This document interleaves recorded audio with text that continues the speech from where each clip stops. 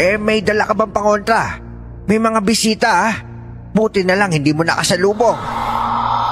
Ikaw lang ang tinuro sa akin na may kakaiba. Sa madaling salita, mas mabilis ang proseso ng pagiging babaylan mo. Anong pakiramdam na ipinagkalulukan ng taong akala mong kakampi mo?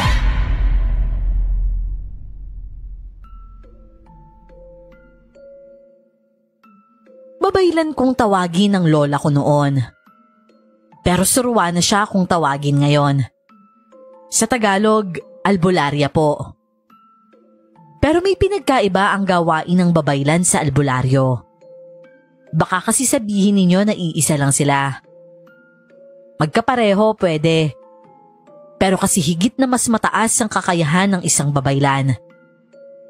Dahil ang babaylan, nakatuon sa espiritual na aspeto. At ang albularya o albularyo, nakatuon sa pagpapagaling ng tao. Kumbaga, pisikal na pagtulong. Pero ang tanong, may babaylan pa ba sa panahon ngayon? Ang sagot ko naman dyan, oo. At sa modernong panahon, mahirap intindihin ang kalakaran ng mundo noon, lalo na pagdating sa mga espiritual na aktibidad. Mahirap itong maunawaan ng mga karamihan sa katulad natin na batang 90s pataas. At ang kwentong ibabahagi ko, tungkol sa makalumang panahon. Sa karanasan mismo ng aking lola, na sa ngayon ay nasa 97 years old na. Ang kunat na, di ba? At proud talaga ako bilang apo niya. Isasalaysay ko na lamang po ang kwento sa pamamagitan ng pananaw niya. Ako nga po pala si Melvin. At ito, ang kwento ng Lola Maridona ko.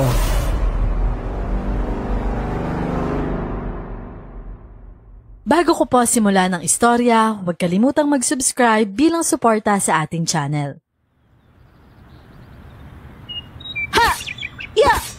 Aray ko naman yung puwet ko. Maling galaw yan, anak. Kapag ganyan yung galawan mo, isang atake lang sa'yo ng aswang magiging inihaw ka na. Gutom na kasi ako, tay.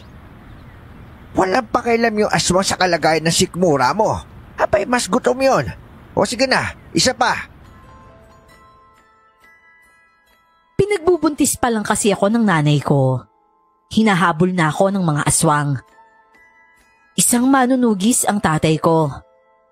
At ang sabi ng punong babaylan sa akin noon, pagdating ng araw magiging isa ako sa kanila. Sinasabi nila na ako ang taong magiging babaylan at kakaiba. Dahil ang pumili sa akin, hindi lamang lupa kundi ang pinakamataas na espiritu mismo ng kalikasan. Ayon pa sa kwento ng mga magulang ko, isang panaginip raw ang natanggap ng punong babaylan at sinasabi ng espiritu ng kalikasan sa kanya na ang batang nasa sinapupunan ng aking ina magiging isang babaylan. Kaya bata pa lang ako, tinuruan na ako ng tatay kong lumaban. Aba, mukhang may bisita ulit tayo di lumapit sila. Subukan nilang sirain yung mga naka-ekis na bangkaw dyan sa paligid. Pero nay, nagbago yung alulong ng aso. Naging tahol na. Nako, may tao yata. Tingnan mo nga muna, Soldeng. Tamad na akong tumayo Chang? Chang? Oh, si Onyok pala yun Anong ginagawa niyan dito? Gabing-gabi tapos may bisita pa. Syempre po, matapang. Alam mo naman yan, nay. Tsaka, baka napag-utusan lang. Oh, Onyok, gabi na. Ano bang ginagawa mo dito? Chong, pwede ba kami makahiram ng bigas dyan? Nag-aaway na naman si nanay at tatay sa bahay Wala kasi kami masaing tapos si nanay, kamote lang yun niluto. Kung kailan may bisita, saka kayo nag-aaway. At gabing-gabi na manghiram pa kayo ng bigas. Alam niyo naman bawal yun, di ba? Bakit ba hindi kayo pumunta rito kaninang maaga pa? Hinintay niyo pa talagang magdilim. Alam niyo naman si Nanay Chang Nagagalit nga po si tatay kasi wala kaming bigas tapos hindi man lang ako inutusang manghiram dito. Ay nako, bawal maglabas ng bigas sa gabi, Onyok. Pero sandali, kanin naman pwede. Maghintay ka lang at magluluto ako. May dala ka bang pangontra? May mga bisita Buti na lang hindi mo nakasalubong. Meron po. Kaya lang si tatay umalis din Ewan ko kung may dala siya. Si nanay kasi. Ay nako, ano ba naman kayo? Hindi kayo nag-iingat. Alam niyo namang hindi lang tayo nakatira sa lugar na to. Isa sa mga katanungan ng karamihan. Malakas naman ang aswang. Pero kapag alam ng aswang na handa ang tao, umaatras ito. Ang sagot kasi dyan, maraming pangontra ang tao na kahit mahina lang itong lumaban. Pero kapag natamaan niya ang aswang, malaki na ang posibilidad niyang manalo. Malakas ang aswang, pero mas marami silang kinakatakutan kumpara sa tao. Nagsaing lang si nanay noon. Naghintay naman si Onyok at sumabay na lang sa amin ng hapunan. Maya-maya pa, nawala ang mga alulong ng mga aso. Ibig sabihin, wala ng mga aswang sa amin. Nang maluto ang kanin, dalawa kami ni tatay ang naghatid kay Onyok. Hindi kasi pwedeng hayaan namin siyang umuwing mag-isa lang. Mukhang nakauwi na yung tatay mo, Onyok Dinig na dinig ko na yung bangayan nila ng nanay mo Galit po yan si tatay kasi gutom O sige ho, dito na lang po ako. Oo. Hindi na kami tutuloy kasi mukhang hindi maganda kapag tumuloy pa kami. Dito na lang kami. Tatanawin ka namin. O sige ho, maraming salamat po Mag-ingat ka, Onyok Kayo din, Donna. Sige, tuloy na po ako, Chong. Kumaripas ng takbo si Onyok dala ang isang supot ng kanin. Ganon sa bundok, hiraman ng bigas kapag hindi nakakapagpagiling ng palay. Saka na lang papalitan kapag nagkaroon na. Pero ang panghihiram ay bawal sa gabi. Mas maganda daw kapag umaga, simula alas 9 hanggang alas 4 ng hapon. Pagsapit ng alas 5 ng hapon, bawal na daw yon dahil daw po sa mga pamahiing pinapaniwalaan namin. Bumalik na nga kami ni tatay noon pauwi sa amin. Habang nasa daan kami, umaalulong naman ang mga aso. Nakarinig na kami ng uwak pero kami ni tatay, naglalakad na nagkukunwaring hindi natitinag. Sinakto pa talaga nilang malayo tayo sa bahay Natatakot ho ba kayo, tay? Ako? Takot? Alam mo ba anak kung anong ginawa ko sa tik-tik noon? Oo, alam ko. Hindi ba't pinutulan nyo ng dila? Yung ginawa ko sa kubot. Sinunog mo yung buhok. Alam ko na yan, tay. Ang sabi mo pa nga, huling aswang na nakasagupa mo, tinanggalan mo ng mata, pangil at saka mga daliri, di ba? Ang isa nga sa mahabang kuko ng aswang, ginawa mong patalim sa dulo ng bangkaw Tapos yung pangil ng asbo, ginawa mong kwintas. Kawawa talaga yung aswang sa'yo, tay Ganun talaga anak. Kapag kabisado mo yung mga aswang. Yung akala nila tsamba lang pero hindi pala. Isa kasi yan sa mga sikreto natin na hindi nila alam. Kaya kung ako talaga sa aswang, hindi ako magpapadalos-dalos.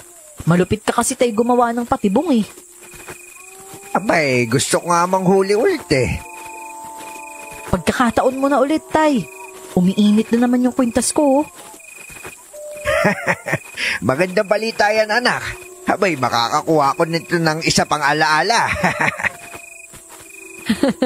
Kaya nga, tay baka panahon na para magamit ko sa'yo yung mga tinuro mo sa akin. O ano, nandyan pa ba? Nawala nga yung init sa kwintas ko, tay. Abay, ibig sabihin umalis na. Kung ganun tara na anak. Tumakbo na tayo. Saka na lang kami kumaripas ng takbo kung kailan wala na ang aswang. Pagdating namin sa bahay, agad akong pumunta sa Casillas para umihi. mula sa loob ng kasilyas. Dinig na dinig ko ang tawa ni nanay. Sumali naman ako sa kanila pagkalabas ko ng kasilyas at nakitawa na rin ako. Kasilyas po ang tawag namin sa banyo ng mga taga-bundok. Ay, akala ng aswang na yun atat na atat kayong pumatay ng tulad niya, no? Yun pala kayo rin takot. Kung hindi mo kasi didiskartehan ng sitwasyon, sigurado madadali ka. Kailangan magpanggap ka ring dominante.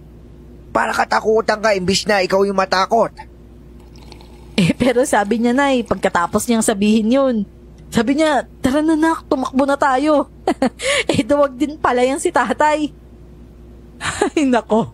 Ay, kaya nga ang lakas din ng tuliling kasi nitong tatay mo Abay, malay mo, pagbalik mo nun may kasama na. Di patay kami. Abay, kung sa bagay, pwede yun. Para nga naman mas makakaya niya kayo. Ay, nako. Ang mabuti pa matulog na tayo. Dahil bukas maaga pa akong magigising at mag-aasikaso ko ng mga kamote ko. Ay, sasigit, parang inaantok na rin ako. Ibaliktad mo yung walis sa pintuan, Maridona, ha? Matulog na tayo. Nung gabi naman na yon, dinalaw ako ng panaginip at isang puno ang aking nakausap. Sa panaginip lang yon kaya talagang hindi ka panipaniwala na ang isang puno ay nagsasalita. Sinasabi nito na kailangan ko na raw maghanda. At paggising ko, napakunot naman ako ng noo at napatanong kung anong klaseng panaginip yon. Ano kaya yun? Punong nagsasalita? Kakaibang panaginip yun Donna? Donna, gising ka na ba dyan? Opo, Nay. Iligpit mo na yung higaan mo dyan at bumaba ka na rito. Nagpakulo na ako ng tubig, ikaw nang bahala. Umalis na ba si tatay, Nay? Oo, may dalang maliit na balde yun at itak. May nakita raw siyang pulot-pukyutan doon sa kaingin niya. Talaga po, Nay? Ay nako, huwag kang pumunta doon at baka matsempohan ka ng mga bubuyog sa noo. Tapos magkaroon ka pa ng sungay nang wala sa oras. Aalis ka, Nay? Oo naman, mangunguha ako ng kamote para maibenta ko sa Sabado. Paubos na yung mga kailangan natin dito sa bahay. O sige po, Nay. Pero imbis na sumunod ako kay nanay, mas galak ako sa ginagawa ni tatay, kaya pumunta ako sa kaingin nito. Pero pagdating ko doon, dinig na dinig ko ang sigaw ni tatay na parang nakikipag-away sa mga bubuyog. Aray ko! Aray ko! Bastos kayo Mangangagat pa, aray ko! Naku yan! Hapay buwisit to mga to, sobrang sakit! Tay! Tay, marami po bang pulot?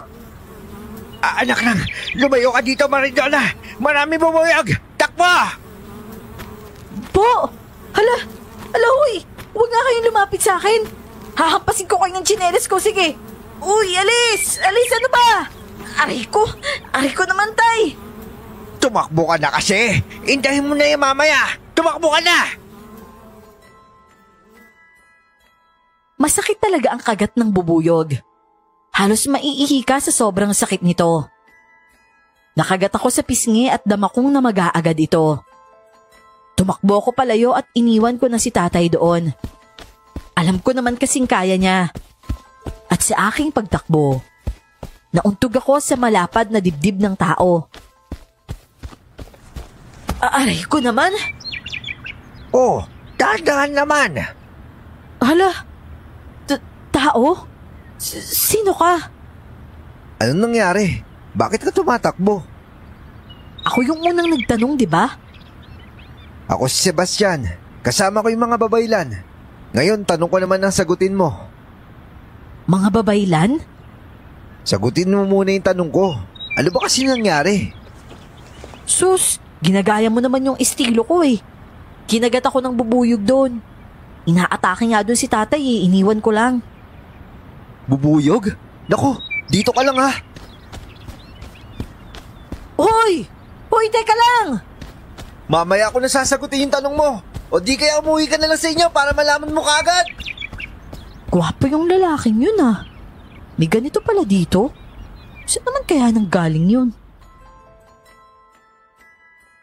Umuwi na ako sa bahay noon at doon ay nadatnan kong may mga tao. 4 sila at may mga edad na ang iba. Pero ang mga kasuotan nila ay iba. At may mga suot na kwintas at mga pulseras ang mga ito, nagawa sa puyas. At ang iba naman, parang sa mga bato-bato. Akala ko sila lang. Hindi ko naman alam na sa distansya ng bahay namin, may mga kalalakihan pa pala doon. Mga binata ang karamihan. Nakaramdam ako ng hiya dahil nga dalaga ako, kaya iniwas ko ang paningin ko sa mga ito at itinoon sa isang matanda na nakatingin sa akin. Sigurado akong ikaw si Maridona. Tama ako, hindi ba? Kilala niyo po ako? Nag-iisang anak ka lang ni Indang at Soldeng. Piniling apo ng mga ninuno mong babaylan. Isa sa mga ninuno mo ay ang punong babaylan noon. Ibig sabihin po pala, kayo po ang mga babaylan na sinasabi nila nanay at tatay sa akin. Tama ka. At ako ang punong babaylan. Bakit parang kinagat ka ng bubuyog na pukyutan? Namamaga kasi ang pisngi mo. Oo po. Kinukuha po kasi ni tatay yung pulot dun eh. Malaki na po kasi tsaka makatas. Nagambala yung mga bubuyog kaya po ito. Kagat ako ng isa. Pero si tatay po, sigurado nakarami yun. Ay nako, ganyan kasi ang gante ng mga nabubuhay na nagagambala. Aurelia, lagyan mo nga ng langis ang pisngi niya. Namumula kasi eh. Nasisira ang ganda ng batang ito. Nako, salamat po. Wala nga po pala dito si nanay. Nasa taniman po siya. Tapos si tatay po, pinuntahan ng kasama nyo. Napakasariwa talaga ng hangin sa lugar na ito. Alaga talaga ng mga tao ang mga kagubatan. Talagang magpapatuloy ang biyaya sa lugar kapag ang mga taong nakatira ay maalaga. Kumusta naman ang pananim ng nanay mo? Siguro'y masagana, no?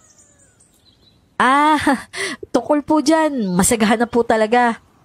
Wala pong sira sa pananim ni nanay. Magaling po kasi siya sa pagtatanim eh. Bakit nga po pala kayo nandito? Inang, kailangan po ni Mang Soldeng ng tulong. Marami po siyang kagat ng bubuyog. Hindi nasagot agad ng punong babaylan ang tanong ko dahil agaw ang pansin namin ni tatay. Agad ko siyang nilapitan matapos akong gamutin ng isang ginang na babaylan at tinitigan ang mga namumulang kagat sa mukha niya. Ginamot din siya ng mga ito gamit ang langis na nilagay sa akin. At si tatay naman, daing ng daing dahil sa sakit. Pero syempre dala niya pa rin ang balde. Ang dami mong kagat, tay. May 2 ka pa sa noo. Grabe sakit nito. Abay, Maridona, may bisita pala tayo, hindi mo man lang tinawag yung nanay mo? Tatawagin ko pa lang po, tay. Ginamot pa kasi tong kagat ko sa pisngi. Ayan kasi. Ang sabi ko tumakbo ka, di ba? Tumakbo naman ako, tay. Kaso naabutan pa rin ako. Alam mo namang mas mabilis ang pakpak sa paa, di ba? Paano na yan? Sa pisngi ka pa may kagat. Maganda raw kasi ako, tay kaya hinalikan niya ako sa pisngi. Ikaw nga, tay, sa noo. Ibig sabihin, ginagalang ka ng mga bubuyog dahil sa noo ka nila hinalikan eh. Ay nako, lumaki pala itong walang pinagkaiba sa iyo, Soldeng. Makulit din. Nako, Inang. Pasensya na at dumating yata kay na walang katao-tao dito sa bahay. Anak, sige na. Tawagin mo na yung nanay mo. Opo, sige po, tay. Mukhang malayo pa yung taniman. Samahan mo nga si Bastian. Sige po, Inang. Iba talaga ang dating ng presensya sa akin ng lalaking yon. Gusto ko pero parang hindi rin ako komportable dahil sa hiya. Mas nauna akong naglalakad At napakabilis pa, pero syempre mas mabilis siya. Dahil siguro kasi lalaki siya. At kahit medyo tumatakbo na ako, parang nasa likod ko lang din siya na naglalakad.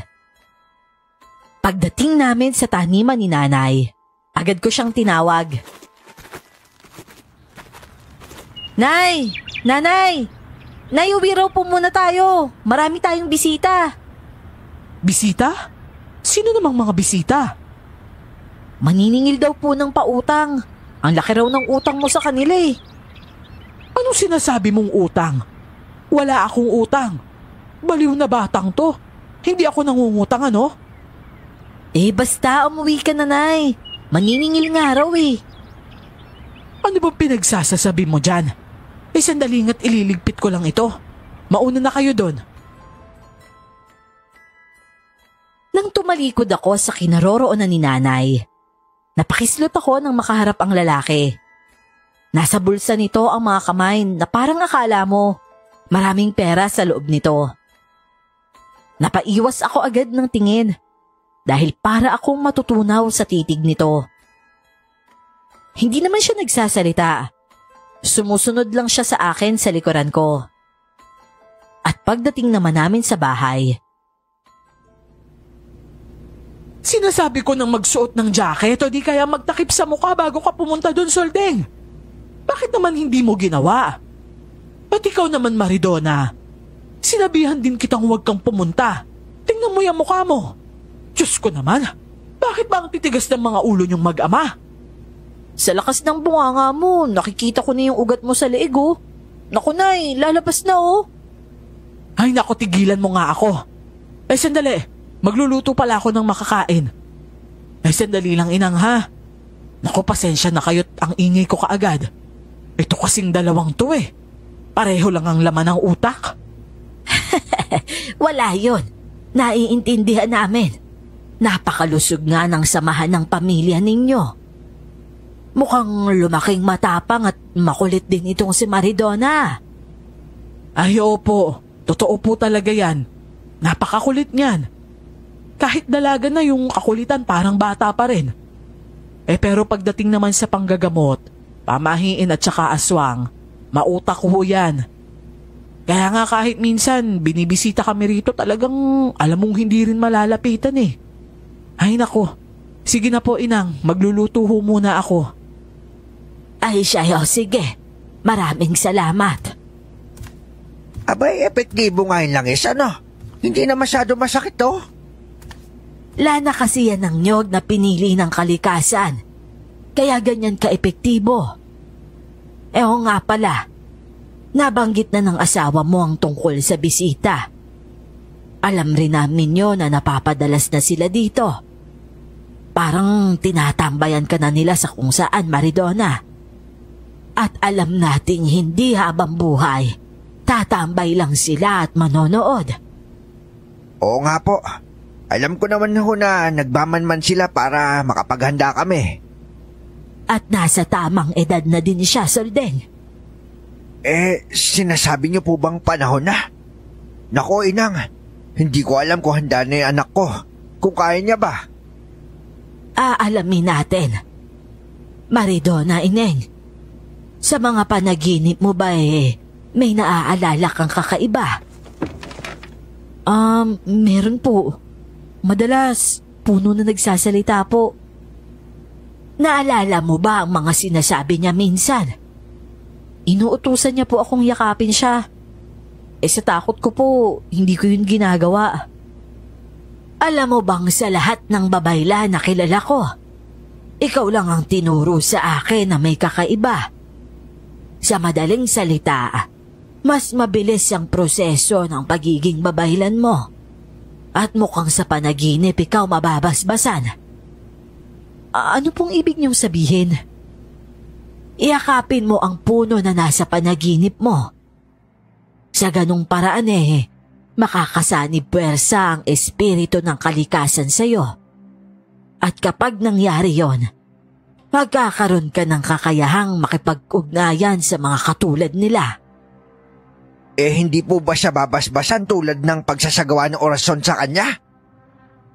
Mangyayari naman, pero sa ibang paraan. At kailangan ay sa lihim na paraan. Naging kabado ako sa sinabi ng punong babaylan. Ang obligasyon na naghihintay sa akin, hindi ganun kadali at hindi ko alam kung magagawa ko. Lalo na't sinasabi pa sa akin na iba raw ang paraan ng pagpili sa akin. Hindi katulad sa iba na pare-pareho. Hindi nagtagal. Naluto na ang niluluto ni nanay. Nagsilapit ang mga bisita na kasama ng mga babaylan. Pinakilala sila sa amin ng mga manunugis raw. Pero isa lang sa kanila ang nakilala ko. At yon ay si Sebastian. Nako, huwag kayong mahiya. Marami pa dun sa kaldero. Malaki kasi yung pinaglutuan ko. Manamis-namis talaga ang kamote kapag nasa tamang alaga, ano? Oh, kayo dyan. Ito pa oh. Ikaw, Sebastian. Kuha lang ng kuha, ha? Yung puti lang sa akin. Yung puti. Ay, oo. Mas masarap ang kamoting puti. Anak, kuha ka pa nga dun. Marami kasi dun sa kaldero sa bandang ilalim. O, sige po, Nay. Pumunta ako sa kusina. Dapat kunin ko ang planggana sa harapan nila. Pero hindi ko ginawa yon dahil marami pang laman. Kumuha lang ako ng panibagong plato at saka binuksan ang malaking kaldero doon. Sa panahong yon ay talagang masaya na ang mga katulad namin na may mga pagkain ganon. Walang magugutom, basta matalino ka lang manirahan sa ganong klaseng lugar. Grabe talaga si nanay, halatang madamot sa kamoting puti. Nasa ilalim nga lahat eh. Aray ko, ang init naman. Oh, tulungan na kita. Ay, ka ba yung bakla? Ala, ikaw pala? Halatang buhay prinsesa ka. Nainitan yung kamay mo dyan? Ang pinagsasasabi nito? Mainit naman talaga. At hoy, hindi ako buhay prinsesa, no? Tumutulong ako kay nanay dito. Nagsasaing ako. Naghuhugas ako ng plato. Naglalaba, nagwawalis. Hindi ako prinsesa, no? O sige, sabi mo eh. Hawak mo na yung plato. Ako nang kukuha. Hindi na, ako na. Hindi naman mainit eh. Sinungaling, nakita kaya kita. Kaya ko naman talagang tiisin yung init. Ako na.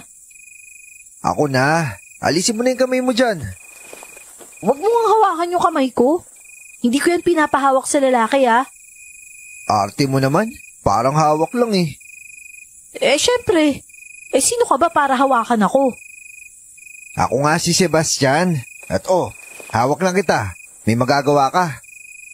Bitawan mo nga ako. May magagawa ka ba kung ayaw ko?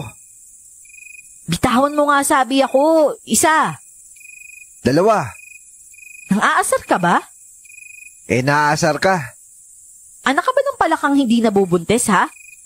Sa ginagawa mo kasi, para kang tumatalon dyan na wala sa direksyon eh. Nanghihingi ka ng kamoting puti, di ba?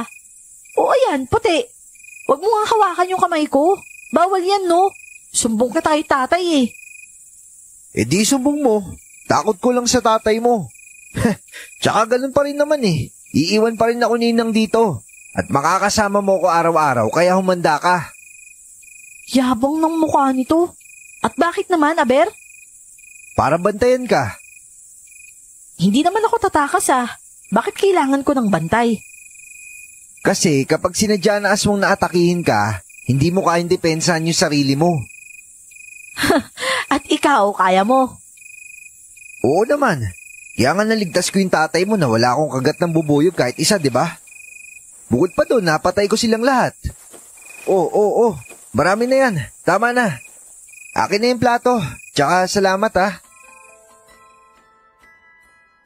Napangangako ng hablutin niya ang plato sa kamay ko. Tumayo siya habang napapataas pa ang sulok ng labi niya. Saka inihipa ng platong umuusok pa. Bumalik siya sa loob at narinig kong may nanghihingi sa kanya ng kamoting puti. Pero pinagdamutan niya.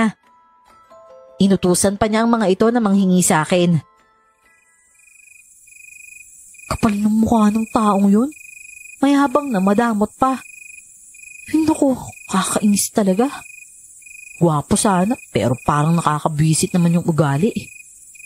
Anak, Donna, kuha ka pa nga ng isang kamote dyan.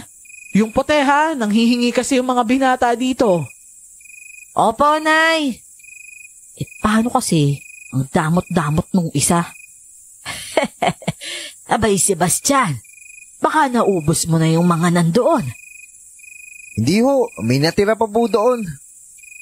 May natira nga, mga maliliit naman.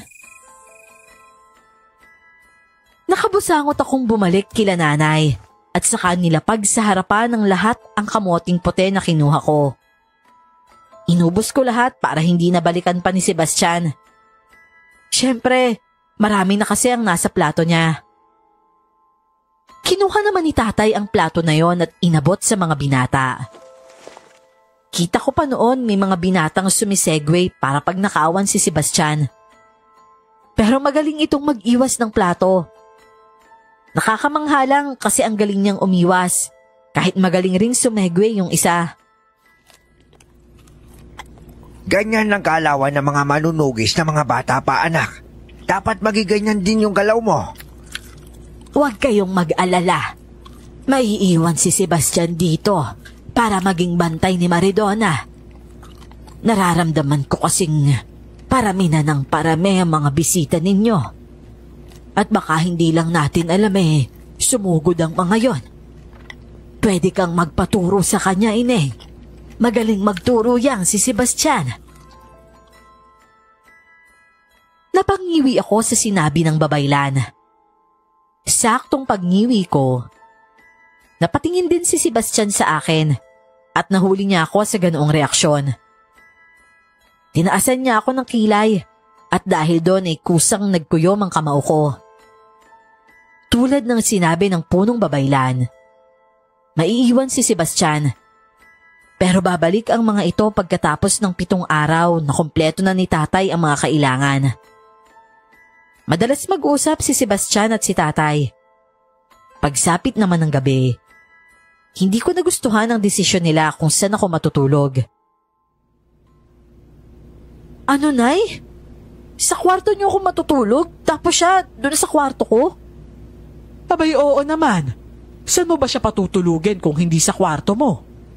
Nay, kwarto ko yun Ayoko nga pumasok kayo dun, di ba? Sa ngayon, hindi na pwede ang bawal-bawal sa kwarto mo dahil may nangangailangan. Bumusangot ako. Wala na kasi akong magawa. Ang lalaki naman makapal talaga ang muka. Hindi man lang umayaw sa desisyon ng mga magulang ko. Hindi rin kasi pwedeng magsama kami sa iisang kwarto. At kung sa bagay naman kasi, maliban sa mga kwarto, wala nang ibang tutulugan pa. 2 lang din naman ang kwarto sa bahay noon, kaya tuloy natulog ako sa gitna nila nanay. Tapos kinaumagahan, naligo ako. At ang damit ko ay nasa kwarto. Kampante naman ako dahil 8:00 ng umaga yon. Pagpasok ay wala nga siya kaya malaya akong nakapagbihis. Pero kung kailan kasalukuyan akong nagbibihis, tsaka naman bumukas ang pinto. Ay, Diyos ko po! Hoy! Hoy, bastos ka! Anak nang, wala pa pasara itong pintuan mo. Ang pangit naman ng kwarto mo. Mas pangit ka sa kwarto ko, no? Lumabas ka nga! Sus, kung makatakip ka naman, akala mo may tinatakpan. Aba, itong tarantadong to? Nang insulto pa talaga? Lumabas ka na nga dito! Alam mo, kanina ka pa nagsisigaw. Tsaka oo na, lalabas na ako. Tsaka dapat may pansara yung pintuan mo, yung hindi nabubuksan sa labas. Nagre-reklamo ka pa talaga sa hindi mo naman bahay? Bastos talaga yun. Kakainis. May nakita kaya siya? Naku, sana naman wala. Ayoko ng ganito.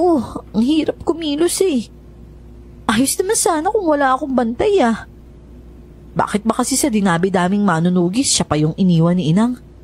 Hindi ba pwedeng mamili? Tsaka, Hindi naman ako inaatake ng aswang dito eh. Ay, kabayang bakla. Bilisan mo dyan. May gagawin pa tayo. Ano ba yun? Gagawin na naman na ano, ha? Sa tingin mo, anong gagawin natin? Ano namang ibig sabihin niya? May gagawin kami? Anong gagawin namin? Sandali lang! Nagsusuot pa ako ng panty. Buwisit ka. Importante pa ba yan? Utak talang ka talaga. Ikaw nga nagsasalawal ka, di ba? Bilisan mo na lang dyan. Akala ko kung anong gagawin namin. Pero nang tapos na akong magbihis, umalis kami. Tapos dinala niya ako sa lugar na malapit sa taniman ni nanay. At nagulat ako. Dahil ang bahagi na madamo noon, malinis na ngayon. At kumunot ang noo ko kung para saan yon. Ano yan? Gagawa tayo ng pwesto ng pagsasanayan. Pero kailangan nakatago. Para saan? Diyan kita hahasain na hindi nakikita ng kahit sinong nanonood. Nang sa gayon naman, hindi makakabisado ng aswang yung galaw mo kung paano mo depensahan yung sarili mo. Para sa akin, mahina ka pa. Wala kang alam. Yung alam mo, sisiw lang yun sa kanila. Oo, sige. Pabor ako dyan. Oh, bakit ka natatawa? Hindi ko kasi alam kung magiging pabor ka pa, lalo na't sa umpisa pa lang parang gusto mo na sumuko eh. Anong umpisa? Hindi ka pa nga nagsisimula eh. Yun ang alam mo. O sige na, kilos na. O, ito, itak, dalahin mo at kukuha tayo ng kawayan. Hinagis niya ang itak sa lupa at nagpatiuna sa paglalakad. Sinamaan ko muna siya ng tingin at dinampot rin yon. Sumunod ako sa kanya patungo sa pinakamalapit na puno ng mga kawayan. Nagtulungan kaming gumawa ng daan at pinakita ko talaga sa kanya na hindi ako talunan. Inabala ko ang sarili ko sa gawaing yon para mawala ang inis ko kahit papano. Alam mo ba kung bakit pinapagawa to sa'yo? Dahil takot yung mga aswang na maging isa akong babaylan. Dahil alam nilang nanggaling ako sa pinakamabagsik na puno ng babaylan. Oo, pero hindi ko nakikita na seryoso ka sa paghahanda mo.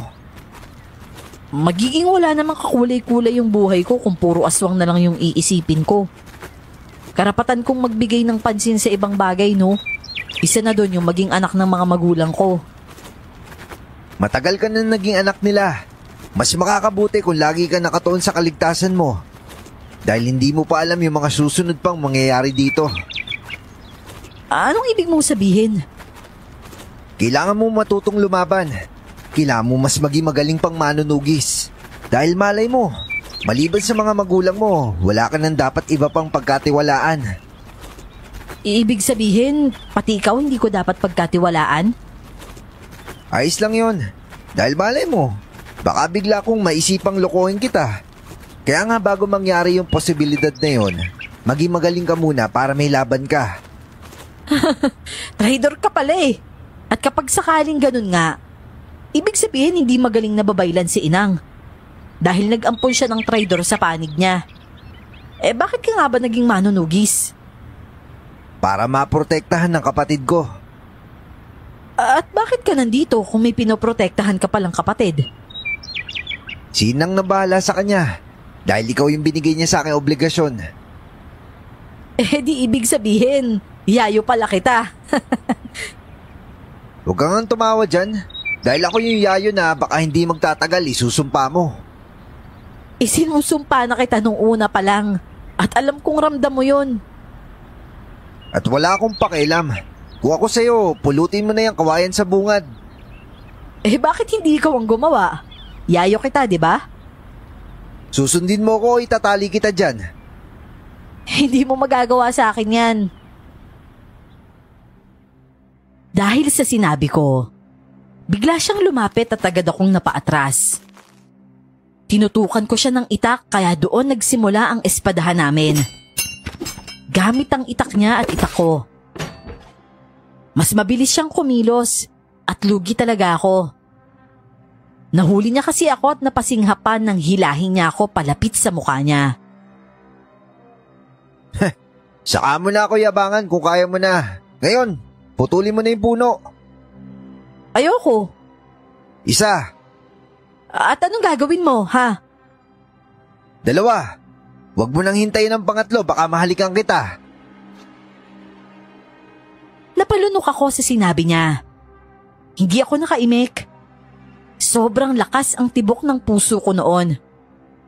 Pero bago pa niya maisipang banggitin ang pangatlo, hinila ko ang braso ko sa hawak niya at itinulak siya. Nagpaubaya naman siya at sinunod ko na lang ang sinabi niya. Trinabaho ko ang isang puno ng kawayan. Doon ko na lang ibinunto ng inis ko sa kanya. Ayoko talagang mahalikan niya sa ganong paraan. Para kasi sa akin, insulto yon. At damang-dama ko talaga na talo ko. Mayabang na, madamot pa, tapos bastos pa. Kala niya siguro hindi ko kaya. Kaya ko to, no? Kahit babae lang ako, kaya ko.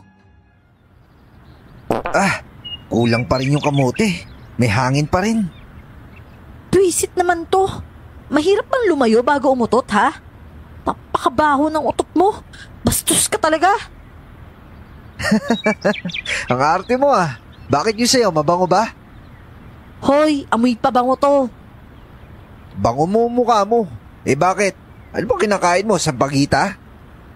Hintayin mo talaga akong makaganti. Hayop ka talaga. Kakainis.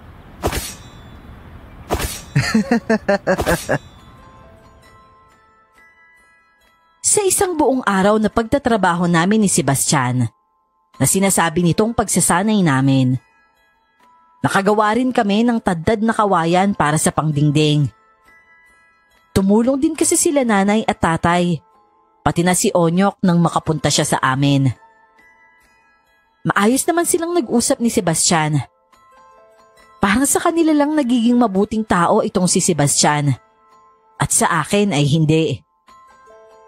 Maya-maya naman, nagpa siyang magluto ng merienda si nanay at dinala niya yon sa amin. Siyempre kamote na naman yon. Kaya pagkatapos namin kumain, umandar na ang utot ko. Tumayo ako at talagang tumabi kay Sebastian at wala siyang kaalam-alam sa binabala ko. Kaya naman pasimple akong umutot sa tabi niya.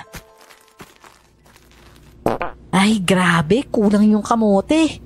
May hangin pa eh. Walang yaka naman doon ah. Sobrang baho nun ah. Anak naman, tumabi ka pa talaga kay Sebastian? Hindi ka na nahiya. Mukhang hiyang naman si Sebastian eh. Mabango ba yung utot na anak ko, Seb? Ho? Umutot po siya? Ano? Hindi mo alam? Manhid ba yung ilong mo? Anong klaseng pang-amo yan? Pasensya na. May sipon ako eh.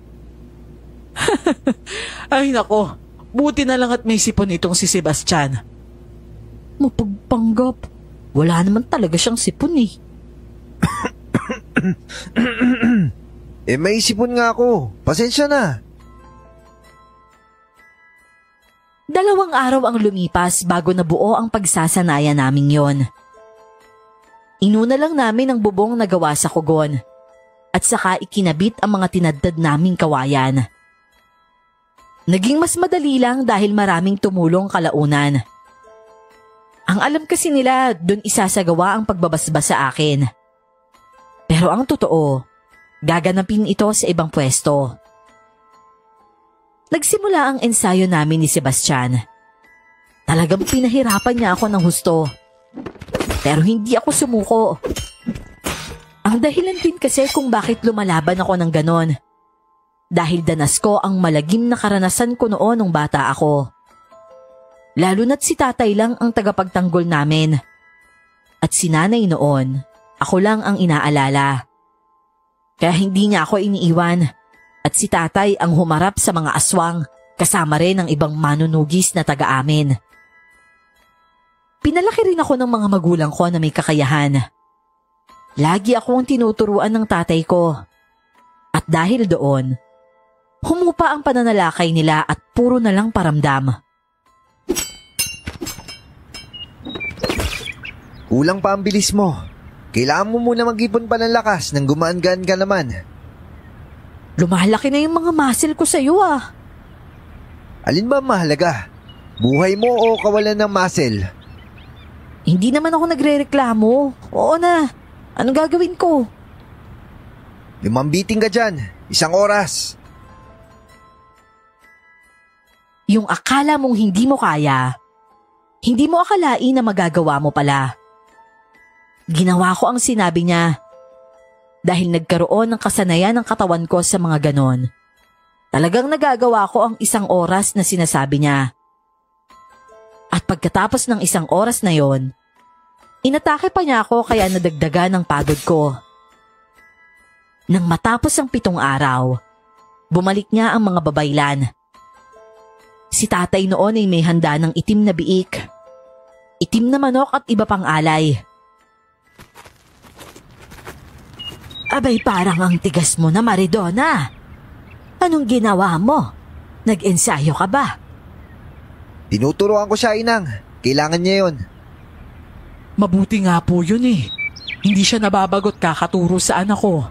Kahit na minsan may pagkasuplada ito. Hindi siya mahirap turuan lalo na kung pangarap niya ay matalo ko. Kaso kulang pa siya. Wala pa siyang binatbat sa akin. Ay nako, huwag mong pasobrahan si Bastian. Baka ibalik niya sa iyo lahat ng tinuro mo sa kanya. Sinamaan ko ng tingin si Sebastian. Pero sa pagkakataong yon, parang nasanay na ako sa matabil niyang dila. Naging bingi ako sa pang-iinsulto niya minsan. Pero oo, tama si Inang. Pangarap ko talagang matalo ang asungot kong yayo. Kahit 1 suntok lang, makatama man lang ako. Pero nung araw rin na yon, pagsapit ng hapon, binasbasan ako. Sa bahay lang ginawa yon at hindi sa ginawa naming sanayan. Dahil sa pagod, napadali lang ang tulog ko. At sa panaginip doon ko ulit nakita ang puno na nagsasalita. Sinasabi nito sa akin na yakapin ko siya. At yun nga ang ginawa ko. Nang yakapin ko yon, nakakaramdam ako ng pakiramdam na hindi pamilyar sa akin. Nakakakita rin ako ng mga kakaibang kaganapan. Nang magising naman ako, nakita ko ang mga tao sa paligid ko. Gising na ho siya. Umobra na. Magkatulad na kami ngayon. Ibig sabihin, ganap na siyang babaylan? Anong nararamdaman mo ngayon, Maridona? Hindi ko po alam eh. Parang mahirap po talagang ipaliwanag. Konektado ka sa kalikasan, Ineng. Kapag nakahawa ka ng mutya ng mga ito, mas malakas ang kakayahan mo para magkaroon ng komunikasyon sa mga espiritu nila. Nakakita po ako ng bahaghari. At yung ambon po na dala nito, tumatama lang sa tanglad. Bakit ho kaya? Kailangan mong intindihin ang ibig niyang sabihin. Pag-isipan mong maigi. Dahil bilang babaylan, lahat ng dumadalaw sa panaginip mo may nais na ipahiwatig sa iyo. Pag-aralan mong intindihin ang mga pahiwatig ng kalikasan. Dahil sa sinabi nito, kinabukasan ay naisipan kong puntahan ang lugar kung saan ko nakita ang tanglad. Natagpuan ko nga ito sa mismong pinagtatayuan ng dating bahay namin. At saka ko lang naalala na tanim din pala namin yon. Ngayon kasi, walang bahay na ang nakatayo roon. Nilipat kasi ang bahay namin noon sa paraan ng bayanihan. Ito ang aktibidad ng mga tao sa bukid kapag naglilipat ng lupang titirahan. Binubunot mismo sa lupa at pinagtutulungan na ilipat ang bahay sa panibago nitong pagtatayuan. Anong gagawin mo dyan? Didiligan. May kuhaan ba dito ng tubig? Bakit? Ikukuha mo ba ako ng tubig? Hindi. Siyempre, ikaw yung kukuha ng tubig. Ayokong gumamit ka ng tabo, di kaya balde ah. Baliw ka talaga, no? At ano namang gagamitin ko, Aber? Dahon ng gabi. Marami dun sa baba. Ayun oh, natatanong ko pa nga eh. Ay naku, oo na. Napairap pa ako pero ginawa ko rin yon. Ang mga gabi na tanim ni tatay ay nasa ibaba pa. Ang balon naman na pagkukuhaan ko ng tubig, nasa itaas banda. Kumuha ko ng dahon ng gabi pero natagalan ako dahil nakakita ako ng taro. Ugat ng gabi at masarap yun gawing adobo. Nanguha pa kasi muna ako at syempre hinayaan ko rin siyang maghintay ng matagal. Makalipas ang siguro kalahating oras, umakyat na ako papunta sa lumang balon namin noon. Napuno na ito ng dahon. Nilinisan ko yon pero nakaaramdam ako na parang may nanonood sa akin. At uminit din ang kwintas ko. Hindi nagtagal. May lumipad na itak papunta sa akin at agad naman akong napaiwas. At ang masakla pa, dahil nahulog pa ako sa balon. Aray ko! Aray ko! Tumama pa yung likod ko sa bato. Buisit! Nang aahon na sana ako mula sa balon na yon, bigla namang tumalon si Sebastian mula sa kanan ko. At doon ay may narinig akong umalis at tila tumakbo. Hinabol ni Sebastian ang taong yon na hindi ko naman nakita kung sino. Basta't ang alam ko lang, aswang ang taong yon dahil umiinit ang kwintas ko. Grabe, muntik na ako dun ah. Buti na lang talaga mabilis akong umiwas. Teka, asan yung mga taro ko? Ako naman, nahulog pa sa balon. Namubog pa yung iba. Ang ginawa ko, bumalik ako sa balon at lumublob sa ilalim. Kinapa ko ang mga taro doon at binalik sa bato. Natagalan ako doon dahil hirap hanapin ng iba. May kalaliman kasi ito ng konti kaya nadatnan pa ako ni Sebastian sa ganong sitwasyon. Napatingin ako sa kanya at nakita ko siyang duguan. Dahil naman doon ay nataranta ako. Sebastian? Diyos ko, ayos ka lang ba? Marami kang dugo ah. May sugat ka ba? Nasaan yung sugat mo? Sabihin mo nga sa akin, nasaan? Aray ko naman. Ano ba? Bakit ka ba namimitik sa noo? Nag-aalala lang naman ako ah. Wala akong sugat no. Ikaw, may tama ka? Anong tama? Wala akong tama. Aray ko. Anong tawag mo dyan? Aha? May tama ako sa braso? Bakit hindi ko napansin agad? Hindi ka nakakaramdam ng sakit? Nakakaramdam, pero ngayon lang. Nawala sa isip ko eh. Hindi ko napansin, nabigla kasi ako. Napatay mo ba? Nasugatan ko pero nakatakas. Hindi ko na hinabol kasi inaalala kita. Inaalala mo ko? Tinatanong pa ba yan? Napasunod ang paningin ko sa kanya nang maghanap siya ng dahon na pwedeng ipanggamot. Nang makakuha siya ng dahon, bumalik agad siya sa akin at ginamot ang sugat sa braso ko. Hinayaan ko naman siya at habang abala siya sa panggagamot, nakatitig naman ako sa mukha niya. Maskulado siyang tao at hindi siya maputi, pero may kagwapuhan ang mukha niya. Kaya nga hindi siya nakakasawang titigan, maliban na lang kung mang-iini siya. Sa susunod mag-i-alerto ka ha. Nagiging agresibo na sila. Sa tingin mo, sinumpa kaya ako? Bakit mo naman nasabi yan? Bata pa lang kasi ako, hinahabol na nila yung buhay ko. Mapanganib ka lang nakalaban nila. Lalo na ngayon babaylan ka na. At habang hindi mo pa kabisado yung kakayanan mo, hahabulin ka nila. Aray, wag mo namang idiin. Nakakaramdam na ako ng hapdi eh. Hoy, hinasa kita para maginda ng sakit tapos aaray-aray ka dyan? Bakit damit mo yung pinupunit mo? Wala akong magamit ng panali eh. Hindi sadyang napatabingi ako ng ulo sa ginawa niya. Kaayos-ayos ng damit niya, pero sinakripisyo niya yon para matalian ang sugat ko. Pwede namang damit ko ang gawin niyang ganon. At pagkatapos niyang magamot ang sugat ko, gamit ang dahon ng gabi ay kumuha ako ng tubig at dinala sa itaas. Pati siya nagdala rin kaya naging sapat pang binyag ang tubig na yon sa puno ng tanglad. Pag-uwi naman namin sa bahay, nakita ni nanay at tatay ang kalagayan ko. Nag-alala naman sila at naikwento nga namin ang nangyari. Nagsisimula na. Mabuti na lang, Sebastian, kasama ka na anak ko. Trabaho ho yun na inatas sa akin, Ninang. Nahuli na nga po ako eh. Saka ako na nakita nang nabato na siya ng itak. Buti nakaiwas, pero hindi 100%.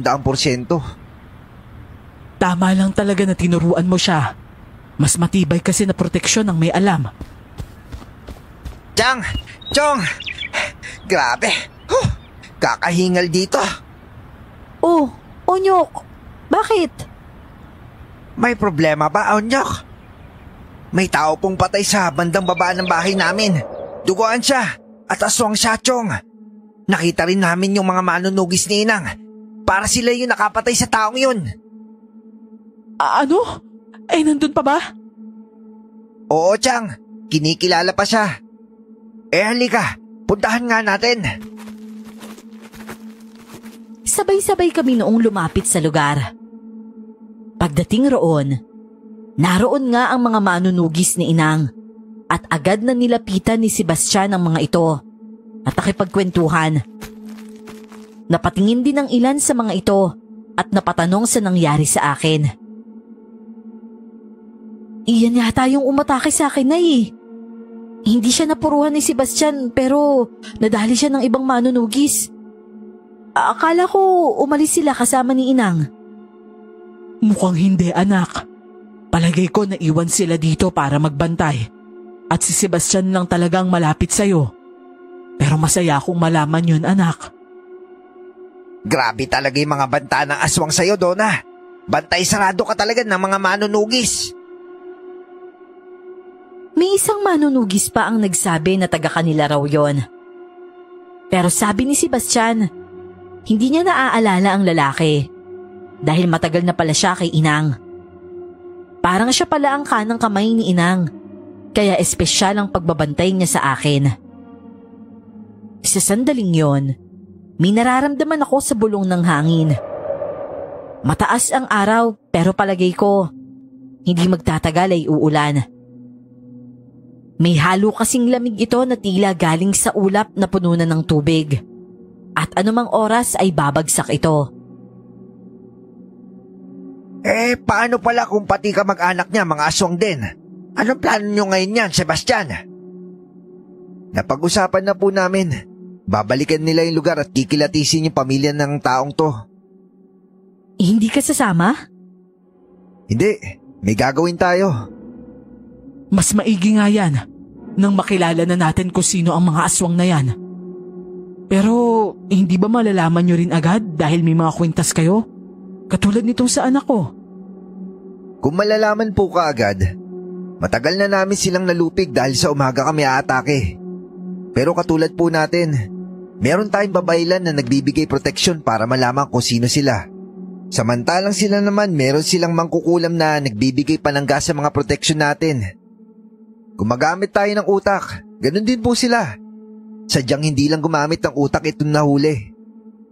Oo nga naman, kasi kung babasihan natin ang kwintas, talaga maatake natin sila ng umaga kung sa lahat ng pagkakataon mabisa ito. Kaya pala naramdaman ko siya agad, saktong naghagis na siya ng itak. Hindi ko man lang namalayan yung paglapit niya eh. Kaya nga huwag ka nang lumayo kay Seb. Ay nako, nakakakilabot naman ngayon sa lugar natin. Sandali, uwi pala muna ako sa bahay. Kasi yung binilad ko, baka ubos na naman ng mga manok doon. Malutong na ba yun? Baka pwede nang ipagiling, iligpit mo na. Ha? Bakit naman? Dahil hindi magtatagal, didilim na, tapos uulan. Tingnan mo, nagsisimula na sa Hilagat Silangan. Malayo yan, pero dahil ang ihip ng hangin papunta dito, hindi magtatagal, nandito na yon. Abay, oo nga no.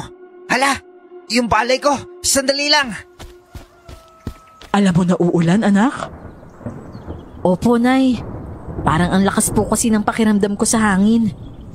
Naging literal yung galaw nila para sa akin at alam kong mas malakas ang hangin sa itaas. Kaya kung dito mahina at ramdam ko, alam kong nasa parehong direksyon lang ang nasa taas. Abay, gumagana na yung pagiging babaylan mo ah. Maraming natuwa sa naging kakayahan kong yon. Parang yun lang ang hinihintay nila. Ang gumaling ako sa pagbababaylan. Ganon pala ang pakiramdam. Parang naiintindihan mo ang sinasabi ng kalikasan. Ano pa kaya kung magdasal ako?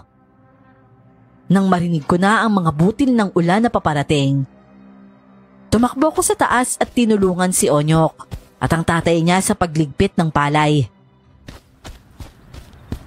Hoy Donna, may sugat ka oh. Ano ka ba? Daplis lang to. Tapos sa braso lang naman. Bilisan mo na't nandyan na yung ulan. Buti na lang sinabi mo. Bigla ang ulan naman kasi to eh. Kung hindi ka nagsalita, ay nako, nabasa na sana yung palay.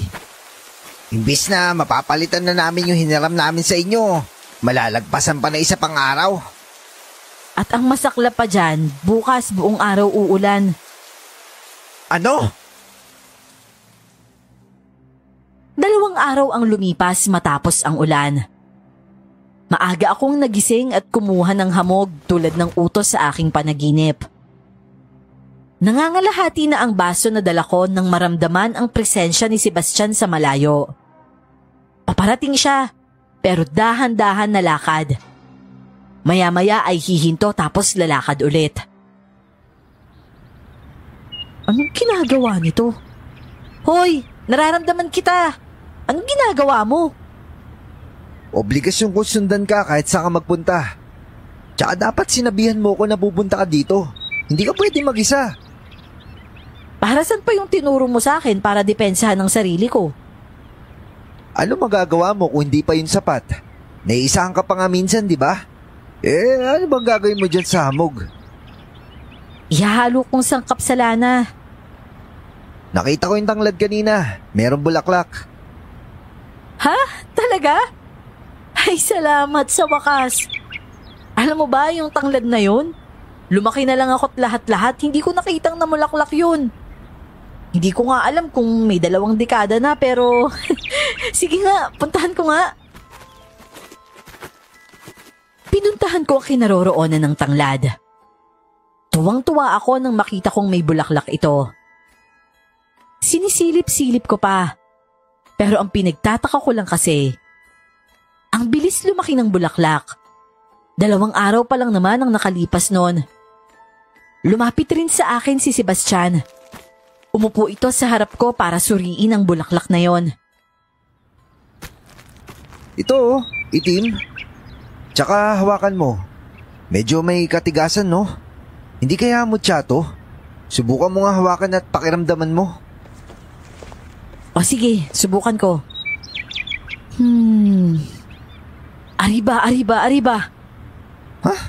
Anong ari-ariba ka dyan? Ganyan ba mag-orasyon yung babaylan? Abay, malay ko ba? Hindi ko pa alam. Pero, ay bansot! Nakaramdam ako ng kakaiba sa mutya kaya nabitawan ko ito bigla. Nagulat kasi ako at naging dahilan naman yon ng pagtitig ng masama sa akin ni Sebastian. At bigla na lang niyang pinitik ang noo ko. Aray ko naman, nagulat lang ako, ano ka ba? Parang may ano kasi. Basta ang hirap ipaliwanag eh. Parang may puwersa. Oh, kung ganyan yung reaksyon yan sa'yo, ibig sabihin mutya yan. Malakas ang pakiramdam ng babaylan sa mutya. At higit na nakakaintindi ang mga tulad nyo sa mga bagay na yan. Kunin mo. Sabi nila, pampaswerte daw to. Yung bulaklak, oo. Pero mas higit ang hatid ng mutya. Sige na, kunin mo. Bago pa tumaas yung sikat ng araw. Mamaya tuyo na yung mga hamog. Kinuha ko ang mutya na yon. Si Sebastian naman, kinuha niya ang bulaklak. Pagkatapos naming mangolekta ng hamog, umuwi kami. Ako naman ay kumuha ng nyog na ipon namin. Nasa ilalim ng papag lang yon. Marami naman akong nakolektang hamog at ihahalo ko yon sa lana na gagawin. Nagsimula akong gawin ng dapat. At si Sebastian naman, ginawa ng lalagyan ng mutya. May ilang oras din ang ginugol niya roon, habang ako ay gumagawa na ng gata. Oh, ito. Isuot mo. Huwag mo wawalain ha. Ay, ang ganda naman ito. Hindi halatang mutya ang nasa loob ah. Yan yung kauna-unahang kwintas na nakolekta mo bilang babaylan. Mas maganda kapag tangan mo ang lahat ng klase ng mutya. Hindi madaling kunin yun. Pero salamat, ang ganda nito ah. Nang isuot ko ang kwintas na yon, mas nadagdagan ng kalinawan na nararamdaman ko tungkol sa paligid. Parang kabisado ko lahat ng nangyayari. At sa pagkakataong yon, naramdaman kong may paparating. Oh, nandito sila, Inang. Sila, Inang? Ako nang sasalubong. Nagpatuloy ako sa pagpiga ng ginadgad kong nyog para makuha ang gata. Umalis naman si Sebastian para salubungin sila. At ako naman ay tuloy lang sa ginagawa. Talagang ramdam na ramdam ko ang presensya nila at kung kailan sila paparating na.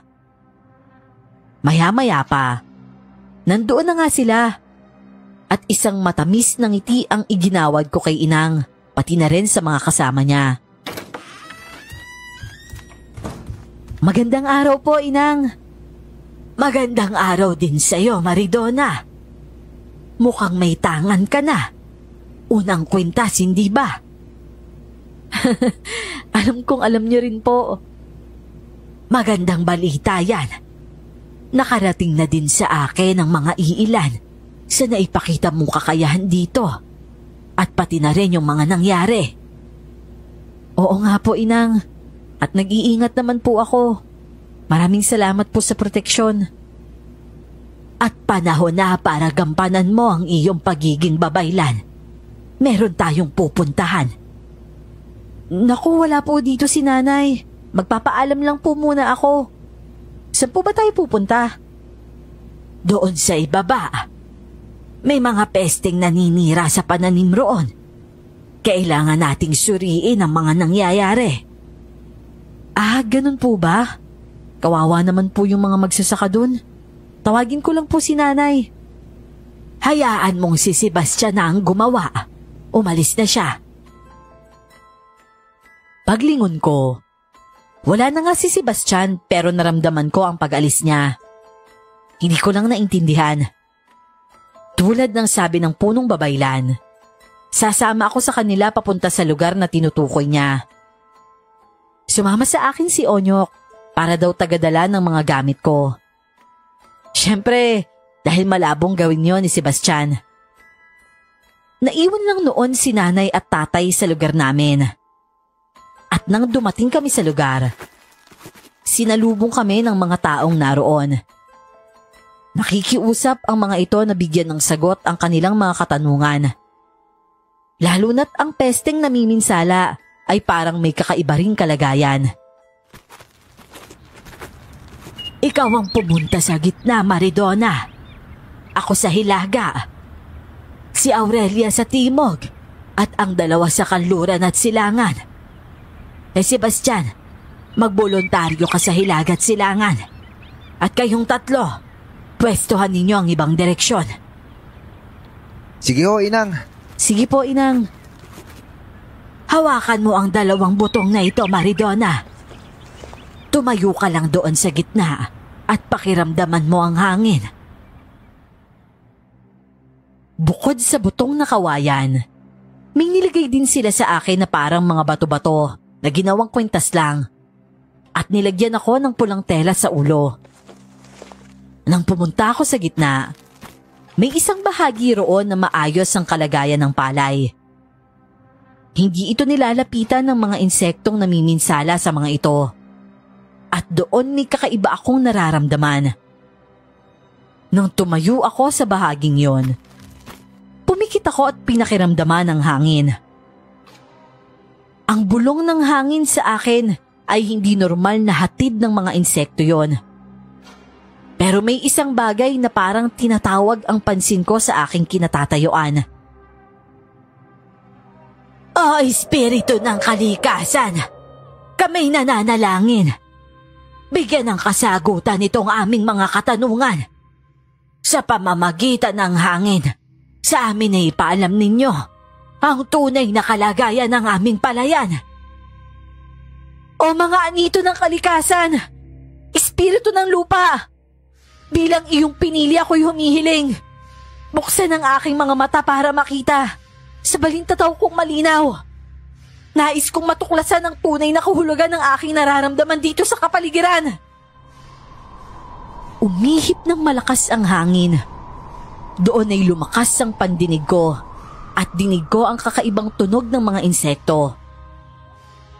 May hindi magandang nangyayari dito at hindi ko alam kung paano, pero pumasok sa pangunawa ko ang kakayahan ng isang mangkukulam. Kumunot ang noo ko dahil pwede pala yon. Saka ko lang nalaman na ang kulam pala pwede rin gawin sa pananim. Ang tanong ko naman noon, bakit kaya? Nang matapos ang aming pagsusumamo sa espiritual na paraan, tinusok ko ang 2 butong na kawayan sa lupa at hinanap ang kakaibang nararamdaman ko roon.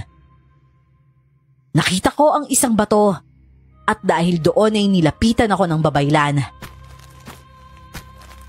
May nakita ka ba? Hindi ko po alam kung ano to, pero iba po ang nararamdaman ko. Iyan ay mutya ng kalikasan. Nagpakita sa iyo dahil kailangan mo yan. Kung ganun, madadagdagan na ang kakayanan mo dahil 2 na yung mutya mo. Hindi ka na madaling banggain na aswang. Hindi ka na mahirap linlangin. Ibig sabihin, hindi na nila ako mapipigilan protektahan ng lugar? Simula pa lang, hindi ka na nila napigilan. May nararamdaman ka ba sa lugar? Posible po pala ang kulam sa pananim, Inang? Nararamdaman mo rin pala. At oo, posible yon. Kaya gamitin mo ang mutya ng kalikasan na yan. Umikot ka sa buong lugar para maitaboy ang puwersa bago pa masira ang lahat. Sige po, Inang. Natapos ang gawain namin sa lugar na yon. Nalaman ko rin ang lokasyon ng mangkukulam. Bago namin puntahan ang mangkukulam, nagbilin muna kami sa mga magsasaka na lagyan ng tela o di kaya naman ng sako ang mga pinatulis na kawayan na nilagay namin sa palayan. Pasekreto rin akong naglagay ng bulaklak ng tanglad bawat kawayan na nakatayo. Nang puntahan naman namin ang lugar, naiwan ang mga gamit nito sa bahay na tinitirhan. Umalis ang mangkukulam at biglang nakawala siya sa pakiramdam ko. Ibig sabihin, may ginawa siya para hindi namin matunton. Madulas rin ito. Mauro, isang ginangang mangkukulam. Kaya niyo bang hanapin ito? Kaya nga po, Inang Kami na pong bahala. Kung gano'n ay sige na. Humayo na kayo. Maridona, tara na't bumalik na tayo sa inyo. Sige po, Inang. Onyok, tara na. O sige, kukunin ko lang yung mga gamit mo. Sa paglalakbay namin, bawat barangay na nadadaanan namin, talagang binabati kami ng magandang araw. Tunay na nirerespeto ng mga tao ang mga babaylan sa lugar namin. Ang iba nga ay sinasalubong pa kami ng mga alay nila bilang pasasalamat. Naniniwala kasi ang mga tao na kapag ang babaylan ay pinakitaan nila ng respeto, masaganang biyaya rin ang matatanggap nila. Maraming handog din ang dala ko noon sa bahay at nagulat talaga si Nanay. Aba anak, grabe naman sa dami niyan. Ang lalaki pa ng mga pinya. At akalain mo nga naman may mga atis pa. Naku, ang sarap nito. Hayaan mo ng anak mo magdesisyon para sa mga yan, Indang. Baka mamaya may gagawin pala siya dyan tapos ikaw kakainin mo na. Ito naman, alam ko namang pagdadasalan pa ito ni Maridona. Anak, saan ka ba magdadasal? Doon po malapit sa taniman nyo, Nay. Yung patag po doon. Sentro sa sinag ng buwan mamayang gabi. Naku, gabi ka pa talaga magdadasal. Hayaan nyo po, Nay. Malakas naman yung pakiramdam ko ngayon. At magbabaon naman po ako ng armas. At isa pa po, kasama ko naman po si Sebastian. Kahit na, mag-ingat pa rin kayo. At sasamahan ka namin mamaya, ha? Nasa malayo lang kami para hindi ka maistorbo. Sasama rin po ako. Kinagabihan noon, ang lahat na ibinigay sa akin ay nilatag ko sa ilalim ng buwan.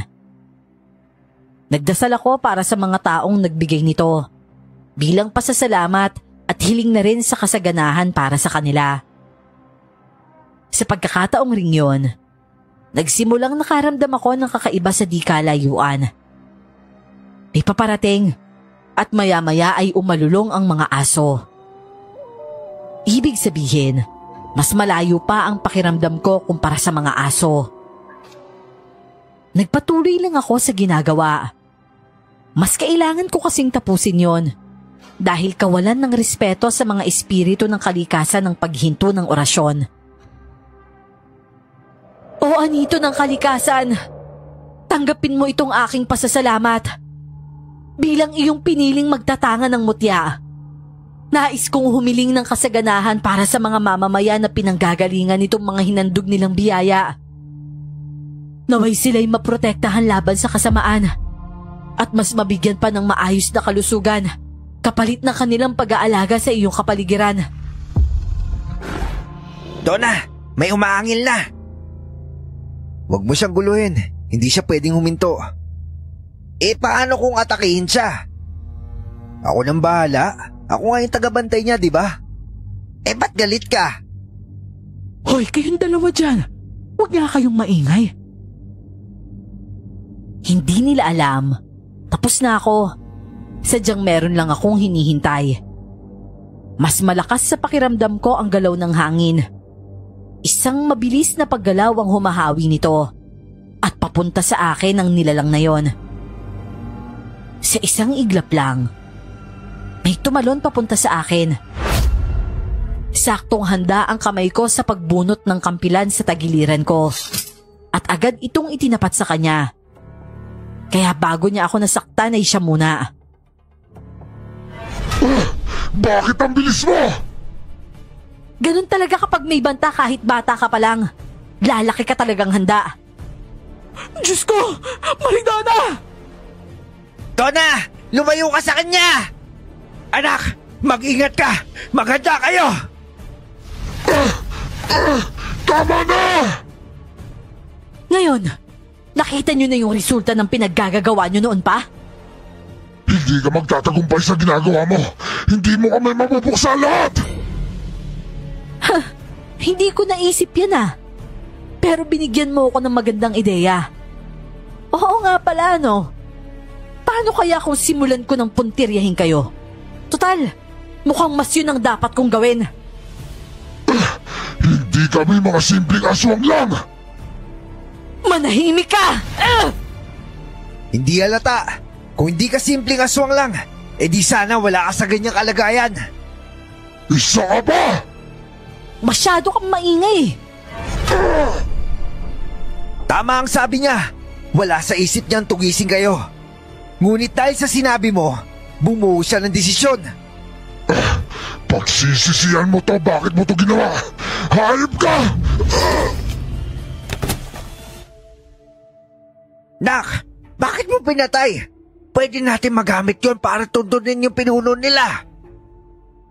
Malinaw naman na handa siyang mamatay para sa pinuno niya, Tay. Ang pagsugod niya dito, isang sakripisyo na yon. Dahil lang totoo, kung sino man sa kanilang pumasok sa lugar natin, hindi na nabubuhay. May punto ho siya. Walang kahit sinong aswang ang lalapit sa kanya, lalo na dito sa lugar niya. Kung ganun, di wag ka na manugis doon ah. Gawain lang yun na manunugis at ikaw yung babaylan. Manunugis rin naman si Onyok. Ganon din ang tatay niya at kahit ang mga magulang ko. Pero iba pa rin ang manunugis na talagang nasa pangangalaga ng mga babaylan, na katulad ni Sebastian. At yun ang kinatatakutan ng mga aswang. Dahil para sa kanila, ang mga babaylan ay higit na makapangyarihan. Lalo na kung may mga manunugis ito. Katulad na lamang ni Inang. Bukod sa manunugis, may mga albularyo pang nagtatrabaho sa ilalim. At sila ang mga tagapagligtas ng mga tao laban sa sakit. Pagbalik sa bahay, dinala na namin doon ang mga dinasalan kong alay. Hinati ko yon at binigay kay Onyok ang iba. Umiinit na yung aswang sa'yo, Donna. Babaylan ka na kasi tapos gumagaling ka pa. Umiinit na yung pangalan mo sa mga tao kahit sang barangay. Bakit kaya iniisip ng mga aswang na malaking banta ako sa kanila, no? Dahil alam kasi nila na kapag may sinalakay silang lugar, kikilos ka. Tsaka siguro nabalitaan nila nun na pinili ka at yung paraan ng pagpili sa'yo iba. Lalo na ngayon, nasa iyo na yung mutya ng tanglad tapos sa'yo na rin yung mutya ng kalikasan. Ang totoo nga niyan, para kang lapitin ng mutya eh. Kapag nadadagdagan pa yung mutya mo, naku, mas lalo lalakas ka. Mas babangis ba? Kanina nga, bangis mo eh. Delikado ang daan ngayon, Onyok. Sasamahan na kita.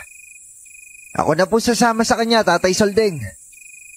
Pero mag-isa kang uuwi. Takot lang ho nila sa akin, no? Samahan na kita. Para may kasama ka naman pag-uwi mamaya. Nang umalis naman ang tatlo, isang malalim na hininga ang pinakawalan ni nanay. Ramdam ko ang takot niya. Hinawakan ko lang siya sa kamay at hinimas sa likuran para kumalma. Nang bumalik naman si tatay at Sebastian, ang tahimik nilang dalawa. Parang may tensyon na nangyari. At si Sebastian noon ay nanatili muna sa labas. Tay, ano pong problema?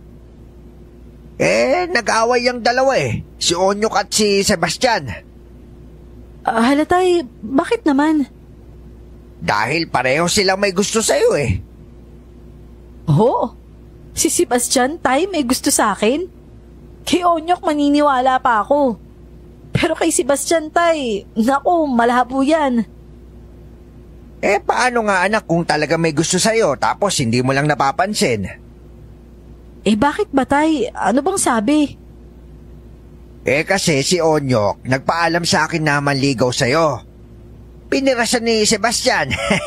Hindi raw kayo bagay. Yun lang? Oo.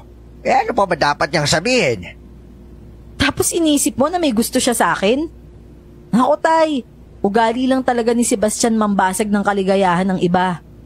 Gusto niya kasi siya lang yung masaya. Mali ka doon.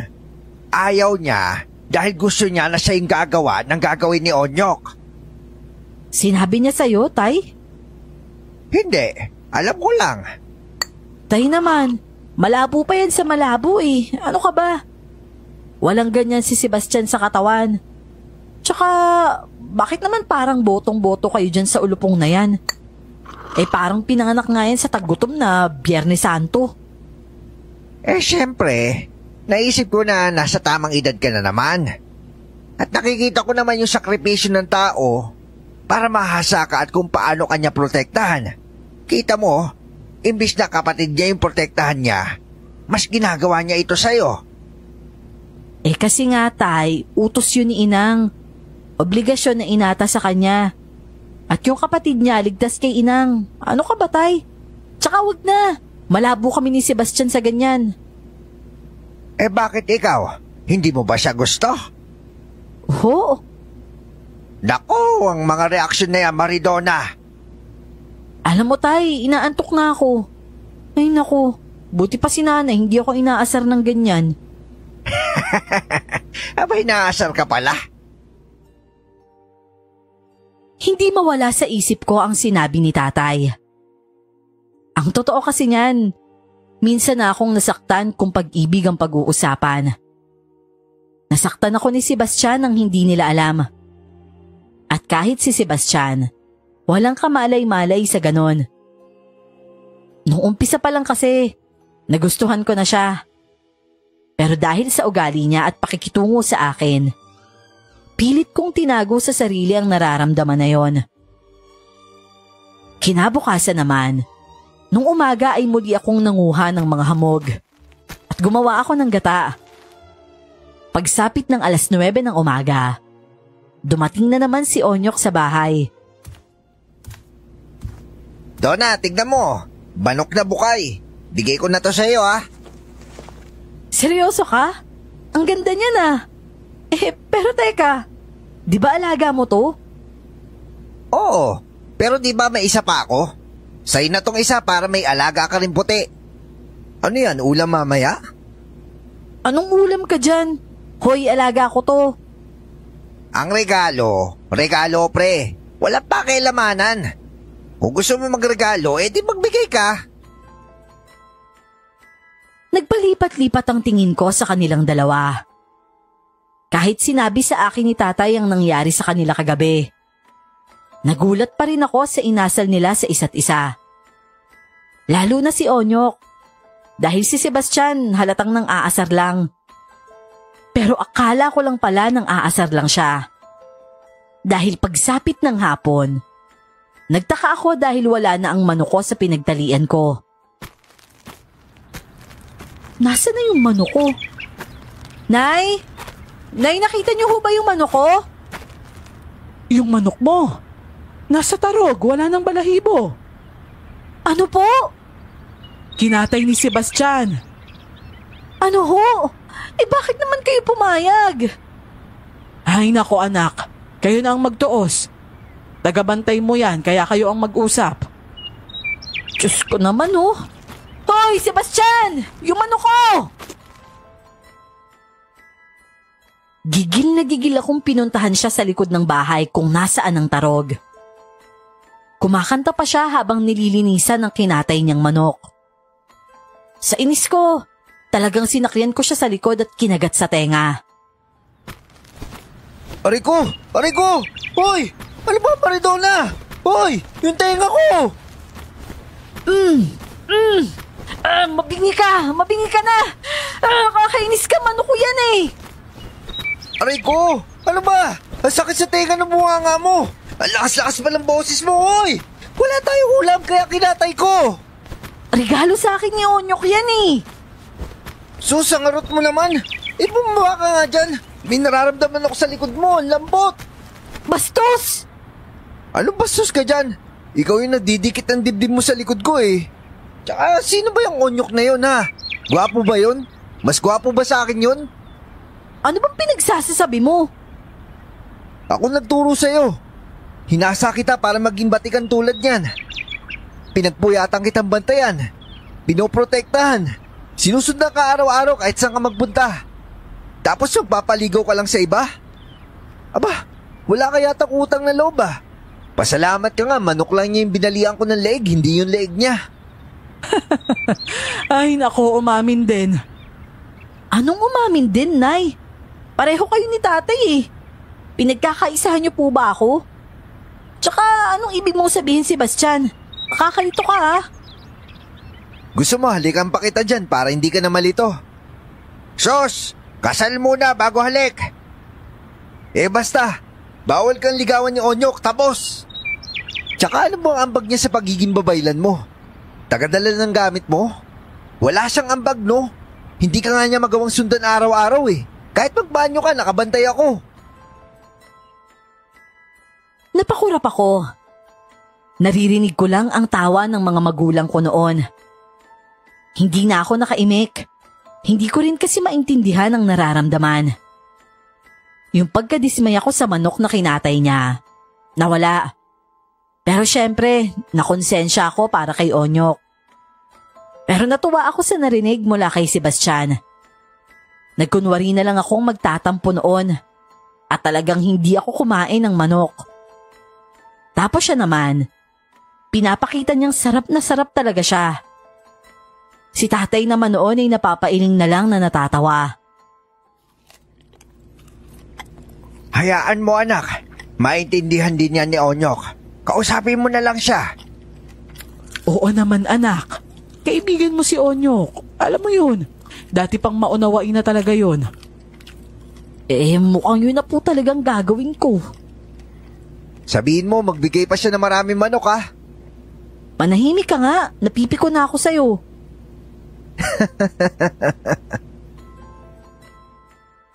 Isang araw naman, napansin ko ang pananahimik ni Sebastian.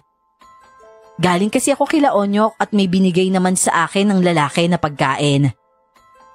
Hindi na siya nagbigay ng manok dahil baka katayin daw ulit. Nang mapansin naman ako ni Sebastian na nasa likuran niya ako, humarap siya sa akin.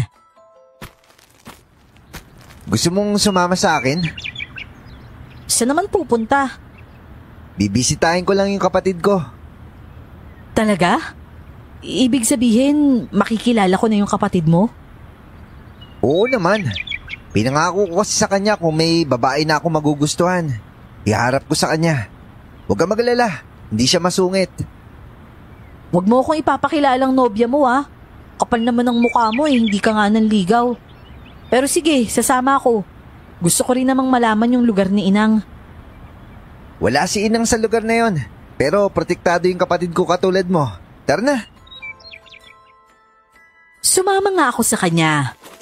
Nagpaalam lang ako kay nanay at tatay. Sa pagkakataong yon, siya ang nagdala ng mga dala ko. Naglalakad lang akong walang kahit anong bitbit at hindi ko maiwasang mapangiti. Inabot kami ng hapon sa paglalakad hanggang sa dumilim pa. Pero ang masayang araw na yon at nakakakilig na pakiramdam, napalitan ng pagtataka nang may naramdaman akong mga aswang na paparating. May mga aswang, Sebastian! Ibigay mo sa akin yung kampilan ko! Hoy! Hoy, ano ba, Sebastian? Naririnig mo ba ako? Ibigay mo nga sa akin yung kampilan ko! Ano sabi ko sa iyo noon, Maridona? Wala kang dapat pagkatiwalaan maliban sa sarili mo, di ba? Dahil baka dumating yung araw, natataraydo rin kita. Sa tingin ko, panahon na. Ano pinagsasasabi mo?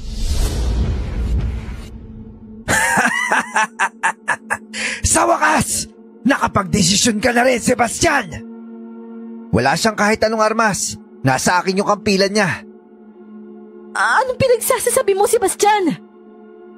Kinuha nila yung kapatid ko at kailangan kita isuko kapalit niya. Narinig niyo si Sebastian, di ba? Wala siyang armas, kaya atakihin niyo na! Walang iya ka, Sebastian! Traitor ka! Nagtiwala ako sa iyong hayop ka! Ibigay mo sa akin yung kampilan ko!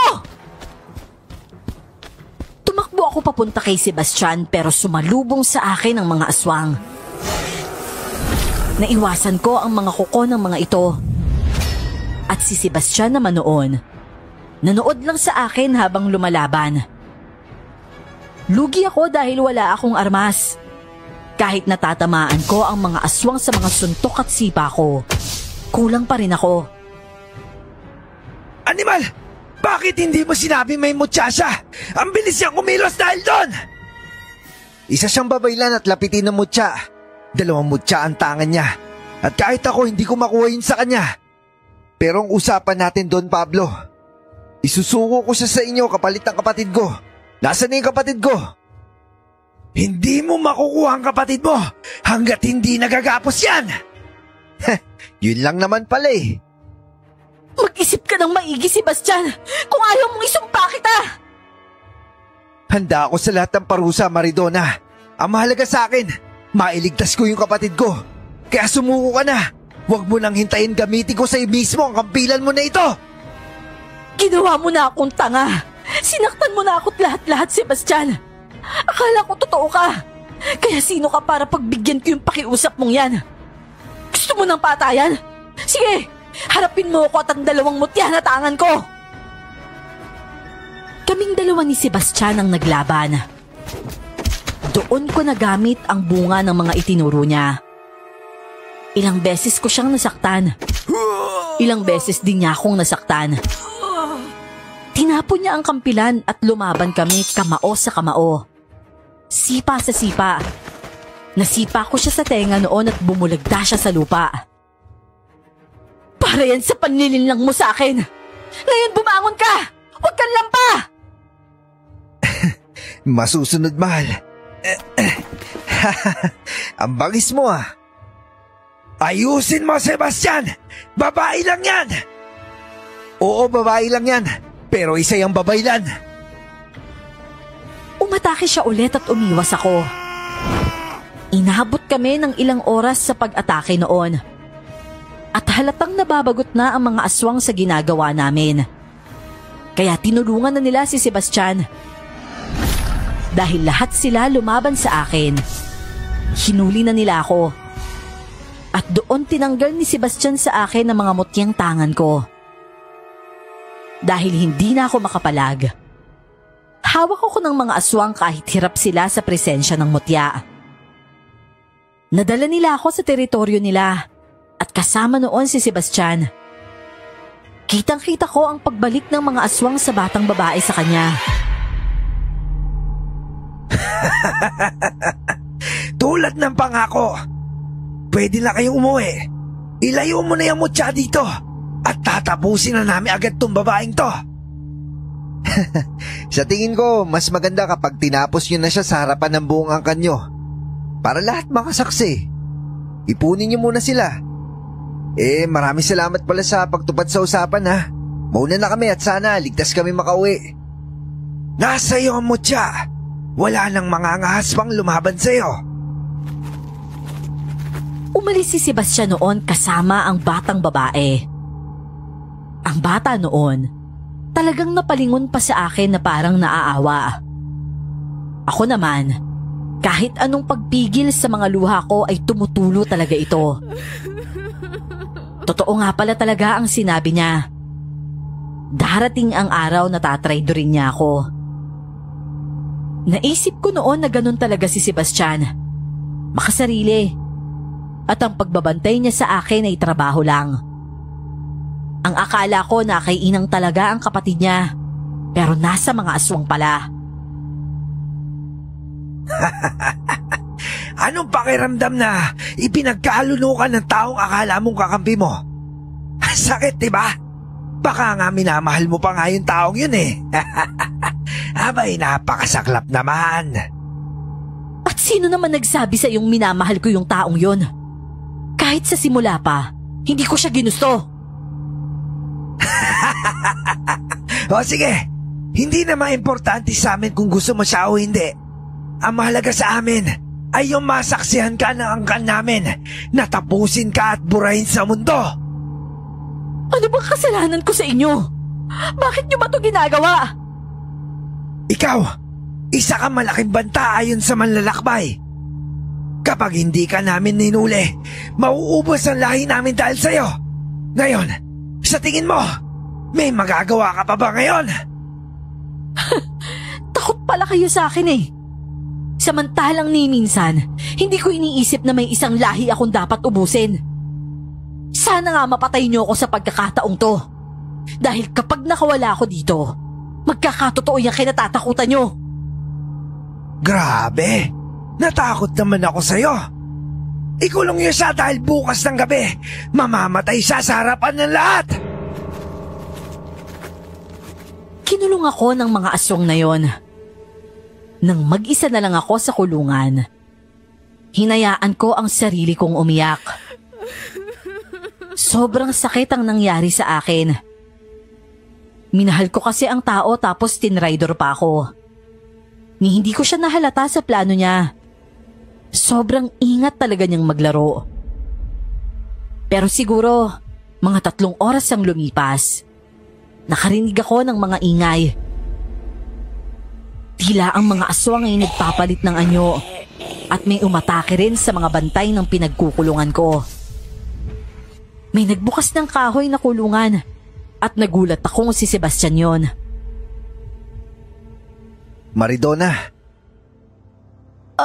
Anong ginagawa mo dito? Pasensya ka na at kailangan kong gawin yon. Sandali, tatanggalin ko yung tali mo. Hinayaan ko siyang alisin ang mga tali ko sa kamay at paa. Pagkatapos nito ay hinawakan niya ako sa muka at hinalikan sa noo. Pero wala akong emosyon na pinakita sa kanya dahil galit ako. Pagkatapos ng simpleng halik niyang yon, minadali niya ako. Binalik niya sa akin ang mutya kong nakabalot pa sa makapal na tela. Binalot ko to para hindi maramdaman ang mutya na nakabalik dito. Ngayon, ito na yung kampilan mo. Akin na yan! Kinuha ko ang kampilan at walang ganang umalis sa harap niya. Nararamdaman kong sumunod siya at naghanda rin. Sa pagkakataong yon, naramdaman ko ang presensya ng ibang manunugis at galit na galit ang aswang nang makita niya kami ni Sebastian na magkasama. Dala na ng galit ko ang pag-atake ko. Kaya hirap ang ibang aswang na tapatan ng bilis ko dahil ang iba ay likha na ng mutya. Walang yaka, Sebastian! Traitor ka! Sino ba kayo para kampihan ko? Malamang mas pipiliin ko kung sino yung mahalaga sa akin. Ang hirap kasi sa inyo, hinahamon nyo ang alam nyong hindi nyo kaya. Akala nyo siguro hawak nyo ako sa leg, no? Nagkakamali kayo! Hindi ba't ang sabi ko sa inyo, sa oras na makawala ako, mangyayari ang kinakatakutan nyo? Kahit ako noon, wala nang kontrol sa sarili kong galit. Bahala na kung sino ang matatamaan ko. Basta ako, naghihiganti na. Marami akong aswang na napatay. Maging si Sebastian noon ay nagulat sa galaw ko. Hangin kasi ang dala ng bawat kilos ko.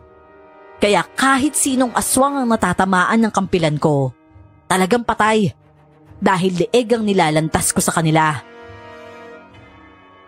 Hindi nyo kami maubos! Pwes, isusunod na kita!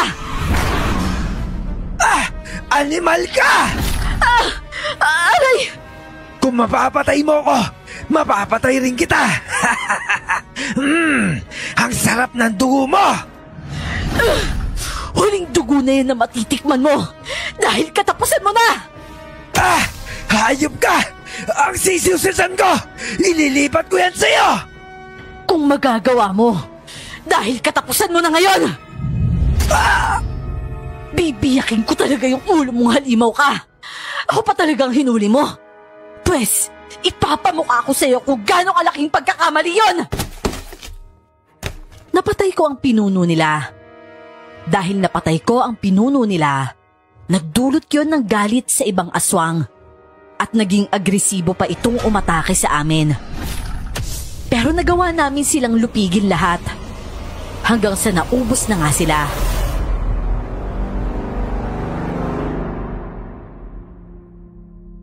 Anak! Diyos ko! Salamat at buhay ka pa! Tay! Tatay! Akala ko hindi na kita makikita, anak. Salamat naman at buhay ka pa. Maridona, Chang, Chong, patawad ho. Pasensya na po sa nagawa. Tapos na ang laban. Mukhang naubos na natin silang lahat. Tara na, umuwi na tayo. Walang kahit sino sa amin ang pumansin kay Sebastian. Umuwi kami noon sa bahay at hindi siya nakapasok. Pinauwi siya ni tatay sa kanila. Lalo na't alam ng tatay ko na ayaw ko siyang kausapin. Nagpatuloy ako sa pagiging babaylan ko. Si Sebastian naman, patuloy na sinusuyo ako. Nalaman ko pa noon na alam ni Inang ang plano niya at pinagkatiwalaan siya. Kaya sobrang sama talaga ng loob ko. Oh, may 2 buwan na nakalipas ah. Hindi mo pa rin ba siya papansinin? Natatakot na akong magtiwala sa taong yun, Onyok. Sa tingin mo ba, karapat dapat pa siyang pagkatiwalaan ko? Kung titignan ko ang sitwasyon niya, ilalagay ko ang sarili ko sa kalagayan niya. Hindi ko siya masisisi kasi buhay ng kapatid rin niya yung nakasalalay eh. Hindi naman sa kinakampihan ko siya. Ano kasi, wala siyang mapagpipilian. Kaya nga naging mautak na lang siya. Bilib nga ako eh. Gumawa siya ng laro na alam niyang siya'y mananalo na 100%. Ikaw at yung kapatid niya, naisalba niyang pareho, di ba? Tsaka bakit? Wala ka na bang pagmamahal sa kanya? Eh sayang naman yung sakripisyo ko sa manok ko noon, no? Aba, mahal ko yun ha. Kung hindi lang ako boto sa inyo hindi na ako magpapanggap na karibal niya. Sira ulo ka rin kasi eh. Pero alam mo, minsan tama ka eh. At alam ko nasasaktan ka rin. Nasasabi kang makasama ulit yung tao, alam ko. Pagbigyan mo na lang siya. Mabuting tao naman si Sebastian, nakikita ko eh. Dahil sa sinabi niya, nagbigay ako ng pahintulot na makausap ni Sebastian. Ang totoo nga niyan, mas napatawad na siya nila nanay at tatay kumpara sa akin. Pero nirerespeto lang ng mga magulang ko ang desisyon ko. At kinausap ako ng dahan-dahan. Tama sila, naging mautak lang siya noon. Hindi niya gustong isuko ako noon, pero wala siyang ibang pagpipilian. Kaya isang araw, nagkausap nga kami. Kala ko habang buhay mo na akong hindi papansinin. Ayoko nang ulitin mo yun ha. Kapag inulit mo yun, hindi na kita patatawarin talaga. Oo naman, wala na sila. Payapa na yung lugar natin kaya hindi na mauulit yon. Ayoko na saktan pa yung babaeng mahal ko. Kasi ang hirap kamuhian. Ang bigat kasi sa dibdib. Parang gusto ko na lang mamatay. Ito naman sobrang drama mo. Oo na, bati na tayo. Ibig bang sabihin yan, pwede na kitang ligawan? Oo naman, pwede. Ako naman yung sasagutin mo, di ba? Hindi si Onyok? Baliw, hindi naman nanliligaw si Onyok eh. Kaibigan ko lang yun. At yung panliligaw niya, pagpapanggap lang niya yun para umamin ka. Abay lokong yun ah. Naisan ako dun ah. Si Lolo Sebastian nga po ang naging lolo namin, Miss Clar. Pero nauna na siya kay Lola na nawala. Marami po silang naging anak. Siyam po yata lahat, kaya ang dami nilang apo ngayon. Hanggang dito na lamang po ang kwentong ito, Miss Clar. Maraming salamat po sa pag-ere nito. At God bless po sa channel ninyo.